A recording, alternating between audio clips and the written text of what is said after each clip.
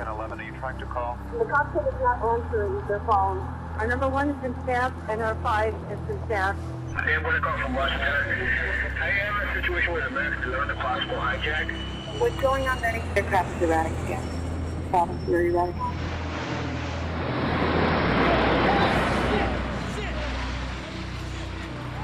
Betty, talk to me. Betty, are you there? Betty? Betty? The plane doesn't know. What? It's a 737. Like the World Trade. Who are you talking to? Oh, God. Oh, my God. United 175, New York. We have some problems over here right now. We might have a hijack over here, 2 of them. Fuel, this is plane, on an airplane that's been hijacked. If things will go well, looking good. I just want you to know I absolutely love you.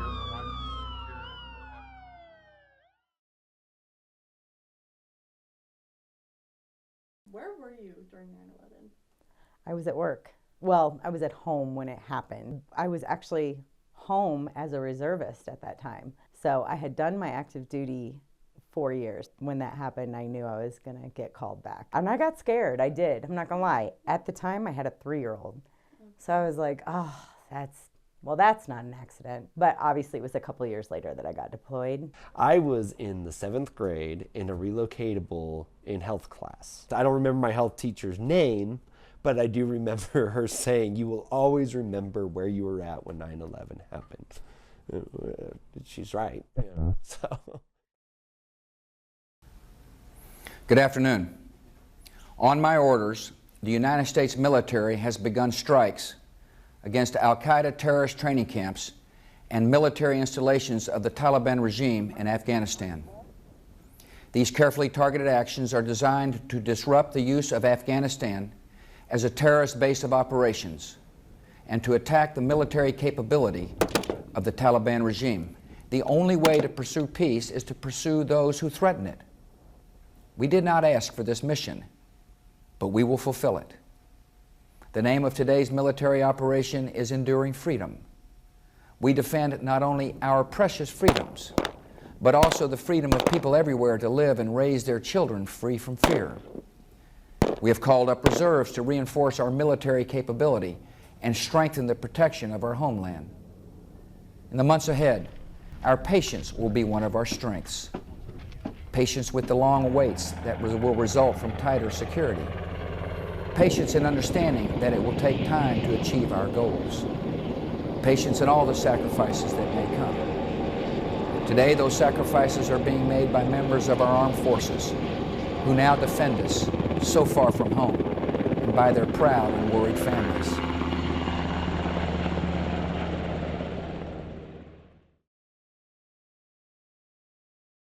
Just to start off, what is your name? Adrian. My name is Joseph Atkin. My branch of service was the United States Navy. Army. I'd served from 2010 to 2014. 1998 through 2007, end of 07. I'm from Utah, specifically West Valley City, Utah, which is a suburb of Salt Lake City. My dad was in the Army when I was just a kid, but you know, we have the good upbringing, 2 older brothers, yeah. Happy childhood. My dream job was to be a drummer or a computer scientist like my dad. It depended on the day, I guess, the day you asked me. It was in 2009, so it was right after the housing market crash in 2008. And at the time, my parents were funding mine and my brother's colleges. But when the housing market crashed and money got tight, they're like, we can support one of you and it ain't you. So I joined the military to pay for college. Yeah. I'm from Quincy, Illinois. I would say that we were middle class, I suppose. Grew up non-denominational Christian, going to parochial schools. I didn't actually go to public school until I think it was my sophomore year of high school. My family owned a yogurt store, so I kind of grew up in that. I didn't want to go to college. I was very impatient. I thought school was a huge waste of time. Like, I like to travel, I like geography, I like to see the world. I can't afford to do that yet. So if I join the military, I'll get to see different places in the U.S. or maybe overseas. So my dad was in the military though, but I didn't grow up with him, so I didn't really see that lifestyle, you know. So a lot of people think I followed in his footsteps, but I didn't mean to. I just, he happened to be in the Army as well, and so I was like, I'll join the Army. You know, I don't like water, so the Navy was out. I'm not tall enough to fly anything because you have to be 5'2", so the Air Force was out. I don't know that I'm hardcore enough to be a Marine, so I was like, Army it is. I'm 17, I have no money, so I'll just join the military. I went to the recruiter and I was like, what's the soonest I can leave? And he's like, oh, well, we have these 3 jobs available in the next 2 weeks. And so I chose to be a truck driver. The unit I went to was fuel. So I was a fuel truck driver, and that is a cool job until there's a war. The time leading up between 9/11 and my deployment probably were the most stressful years of my life, because you just never know when you're going, and they give you orders and you have to be ready pretty quickly. So that was more stressful than probably being in the war zone, because then I was there. So I'm like, we're here, now we know what to do. I deployed in Operation Enduring Freedom. I'm on deployment on the USS Harry S. Truman. Operation Iraqi Freedom. I was deployed for 15 months, and then I did leave again as a contractor and went to Afghanistan for 13 months. I was supposed to get out of the military halfway through deployment. That's when my time up was. And I extended my contract for 6 months so that wouldn't happen, that I would stay on deployment. I was very dead set, like, I am going to go on deployment. This is what I trained to do. My shipmates depend on me. You know, we work well together. I just want to make sure that the money was not wasted, because I was very much aware of how much money and time and energy the military puts into its personnel. We are their number one most precious resource is the personnel. And so, I just wanted to make sure I did a good job. There's a lot of preparation that goes into a deployment that you just don't know these things until you're doing it. We had to fill all those containers with all of our stuff, and we had to learn how to brace them and block them for transport, and I'd never done anything like that. I was 23 years old. We had to get our trucks ready to be put on rail cars, to be taken to the shipyard. It was crazy. You learn a lot in a very small amount of time, things that are not your job technically, and things you'll probably never use again in your life, but it's just an experience that you share with the rest of these people, and you're like, that was weird. We did weird things. Things that most 23-year-olds and 24-year-olds have never done. I don't know what to say I expected. I expected to live, and at that age you think you're invincible, so I just expected I'd be back. I'm like, I'll be fine. I worked a lot. I was aviation structural mechanic. We fixed jets. When they fly, you fix them, right? And they flew all the time, 24/7. There really wasn't much of a difference when we went on deployment. The hardest thing would have been going over to the Middle East, because you pass so many time zones, right? Every night you're passing a new time zone, you're losing an hour, losing an hour, losing an hour. That was hard to adjust. You have to basically adjust for daylight savings time every night. We worked 7 days a week, it's 12 hours a day. My mission was the last mission of Operation Enduring Freedom. Like, we were done after that, or at least that mission was. And so at that time period, nothing was going on. We were flying, doing that, but the people that we interacted with were very nice. I have fond memories of all my friends that I worked with. I delivered fuel. So I was stationed in Mosul, which is way north, like in the Sunni Triangle. So we drove from Kuwait up to Mosul, and that's kind of where we stayed for the whole year. We would deliver fuel to a bunch of different outposts all around. They did switch it and make us night shift drivers because it was so hot during the day. And our trucks definitely didn't have heat or air conditioning. They were probably Vietnam era trucks. They were old. Then we would just, hang out a while and wait till we get the convoy briefing, and then just line up and get ready to leave. And so I left the base every day almost, because we had missions every day. Some days if intel said that like Tampa, which was the main road, or one of the roads had some stuff going on, we'd have to go around. So it would take us 14, 18 hours to get somewhere that was 30 miles away. Those days were not fun. Yeah. Those days were hard. We had rules, and we had certain targets that we knew were not good, that a lot of the taxis were usually V-beds where they would just blow up their car. They'd get close enough to you. If they got too close to our convoy, which we all had fuel tankers, so if they got too close, we would shoot their engine block. We weren't supposed to just shoot people. There were a lot of rules, mostly, like I said, because it was guerrilla warfare and you didn't know who was bad and who was good. And the other thing was they let local nationals work on the base. At any given time, there were more local nationals on our base than military personnel, which was kind of scary. And these people would work for us all day on the military base, like cleaning toilets and just whatever, doing work, right? And then they would leave the base and tell the locations of everything on our base, and then we'd get mortared that night. It was horrible. I'm not so much like that anymore, but when I first came home, it was very hard for me. I didn't want to be around anybody from the Middle East. I'm like, I don't trust them. The whole name of it was Operation Iraqi Freedom. We were trying to help the civilians that were there because they didn't want to fight us. They are Muslim, but not all of them. I mean, there's the Sunni and the Shiite. There's a lot of differences. They didn't all want to kill us. They didn't. They just wanted to live their lives too, and then their country turned into a war zone, and it wasn't even their people that were doing the killing. So we were trying to protect the Iraqi people and the Iraqi schools, and it's hard because a lot of people are like, you're killing civilians, and I'm like, we're not trying to. That's not what we're doing. That's not the point of us being here. We're trying to liberate these poor people. A lot of people thought we were going to go over there and just change it, but that is their way of life. They don't have a government and a constitution like us. They don't have that. They don't have separation of church and state. Their countries are ran on religion, and their religion is Islam, and we're not going to change that, ever. We did drop one bomb during our deployment. Our command did, one. So what happened was there was these two gentlemen who were scouting out a military base, and it was blatantly obvious they were planning to attack this base. And so our pilots went out there and basically they were going to call the mission off because they were close to some kids playing soccer or football out in a field. And so they wanted to call it off, and our pilot was like, no, I got this. And so he dropped a very low impact bomb on a wall that they were standing. So they were standing on this side, hit the wall and collapsed on them. And just from the footage that we saw, the kids had absolutely no idea this even happened.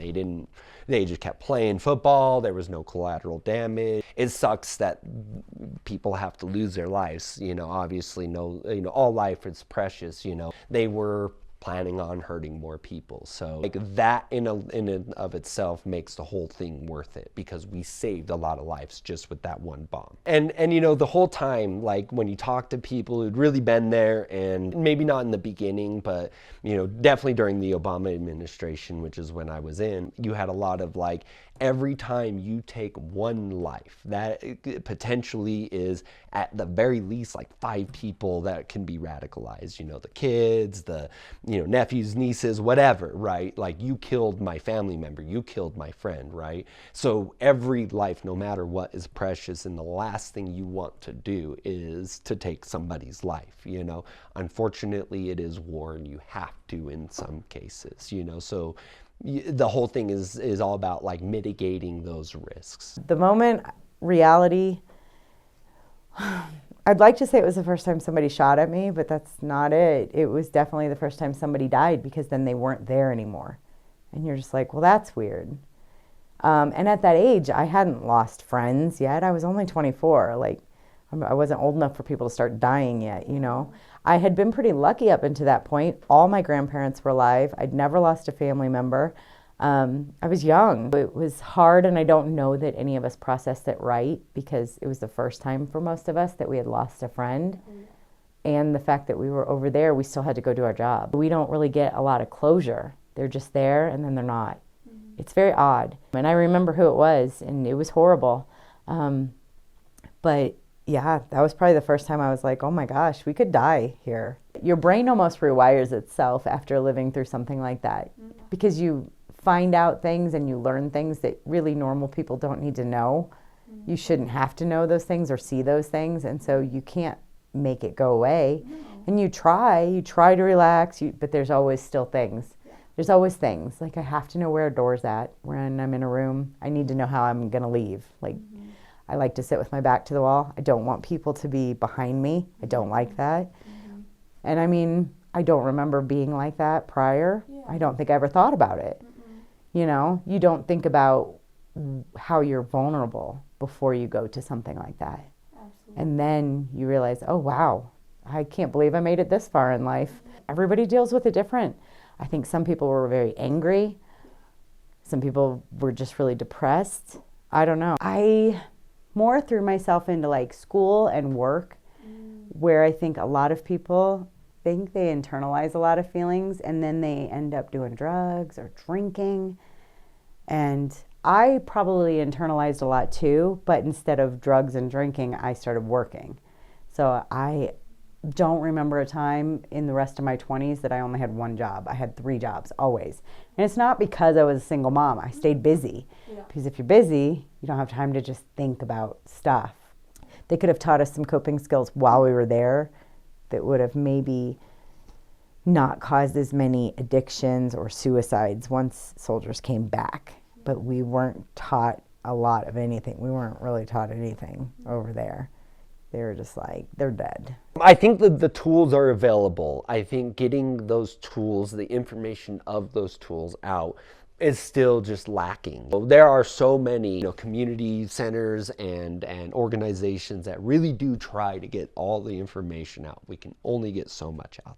It is something that, like, let's be honest, it costs money to the government to take care of veterans, and so they're not going to advertise it because they don't want to pay it out, right? They don't want to say they don't want to pay it out, but they don't want to pay it out. So I think the resources are there, but they're so underutilized, it's a crime. Even from personal experience, like, you don't go to medical, right? There's a big fear of malingering, which is a crime in the military, faking illness or injury. Because there are people who did abuse that, who would just, oh, I'm sick today, and take a sick day. And so even if you legitimately were sick or hurt or anything like that, you kept going until somebody told you.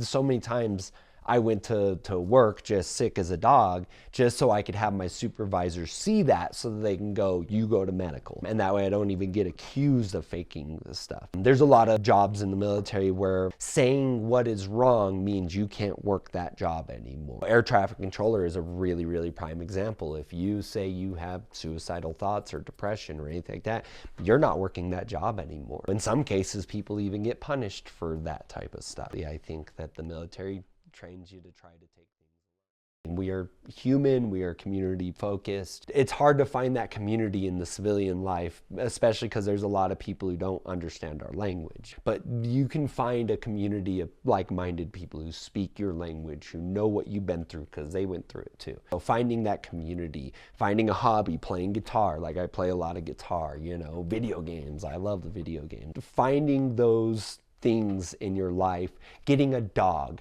One of the best things in my mental health was getting a service animal, and physical health and everything. I wasn't eating or sleeping or anything like that. Getting a dog really helps you keep you on schedule, or a cat if you're not a dog person. Get an animal. Go ride horses. Pretty much any community you find in America, you're going to find horse riding lessons that you could do, or take out and stuff. Get out in nature. Go walk. Go hike, or go just sit under a tree. Be outside. Get out of your shell, and that's how I help my mental health. Is I don't let it keep me confined. Absolutely.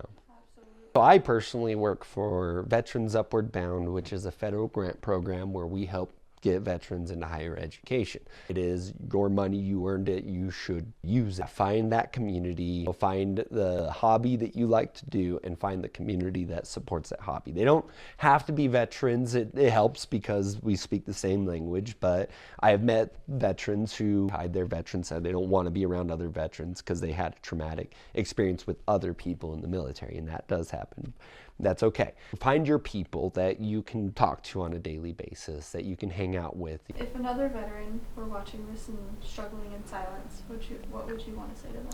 Don't. There's no reason to struggle, right? There's no reason to try to do things on your own. Your body and your mind is a vehicle. You're taught through the military, and sometimes even earlier, that you need to maintain your own vehicle, that you need to fix it yourself. There's a lot of people who are taught from an early age to just go straight to the doctor for every little thing. Go to the mechanic and let them fix it. Both are incorrect. Sometimes though, somebody has those tools. You need an engine lift and you don't have an engine lift, right? You need to change your engine. But somebody else has an engine lift, right? Somebody else has been there. They have done that. They can provide you the tools that you can do that on your own vehicle. You can maintain it yourself. Sometimes you just don't have the tools to do that. So go find those tools. Go find that mechanic who has been there and knows how to fix that problem and teach you how to fix that so that you can continue maintaining your own vehicle. None of us can do it alone. Even in the military, we had a team that we depended on, that we worked with. Nothing that you can do by yourself, you can't do better with somebody else helping you or working with you. And you'll find your friends, you'll find your community, you'll find your people, where you belong, your niche. Loneliness is the #1 issue that veterans face when they leave the military. And loneliness leads to alcohol use and drug use, and alcohol use and drug use leads to suicide. Don't be that number. Don't be that veteran. Go out, find your community, don't be lonely. People are here for you. We got your back, homie. Absolutely. So I have one more question for you. What do you hope projects like this documentary can do for the community? I hope it gets information out there. I hope that even if just one person sees one video on here and goes, I like that, and that speaks to me, then job done, right? Just like I said earlier with the one bomb that made the entire deployment worth it. I hope that there's just the one answer that one person gets that makes it worth it for that person. Everybody counts. Absolutely. Okay. I think those were all my questions. So Yay.